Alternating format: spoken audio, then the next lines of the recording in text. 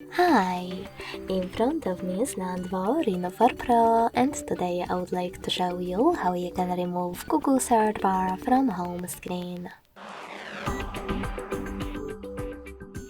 You need to begin by holding your search bar and waiting for remove option to show. When it does, drag your search bar on top of it, and if it turned red, let go. As you can see, after that, my Google search bar was successfully removed. If you want to restore it, just hold your device's screen, click on Widgets at the bottom, look for your search bar, hold it, drag it, and place it. Then let go.